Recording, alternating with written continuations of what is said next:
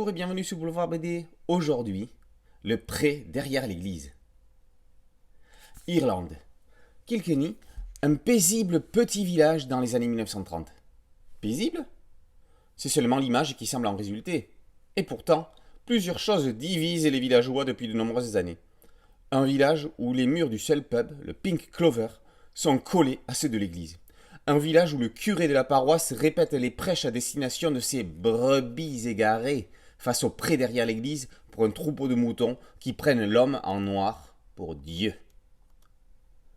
Un jour, alors que l'ensemble des ovins attend religieusement la distribution des bonbons du curé, ce dernier est absent. Que s'est-il passé? Un vieux hibou et un écureuil vont mener l'enquête, découvrant que l'homme d'église a été trouvé inconscient à l'intérieur même de la maison de Dieu, victime d'un coup de couteau. Pour les moutons, même s'il utilisait une langue incompréhensible, il distribuait des friandises, et pour beaucoup, c'était une preuve suffisante de son statut de Dieu. Arrangé à côté de La ferme des animaux, par chez Casterman, cet album est une des bonnes surprises de ces débuts d'année. Les illustrations effectuées par Christian Paty sont exceptionnelles.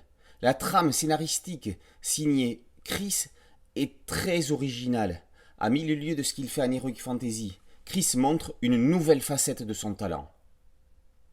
Vu de l'extérieur, l'histoire a l'air toute simple, et pourtant, en ces temps de confinement, la lutte humaine à travers la vision du comportement des animaux présents dans le pré jouxtant l'église est au cœur du sujet.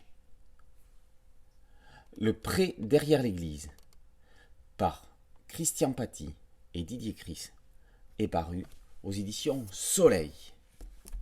Boulevard BD, c'est une chaîne YouTube et un podcast audio. N'oubliez pas de liker, de vous abonner et d'activer les cloches de notification pour être prévenu des nouvelles chroniques.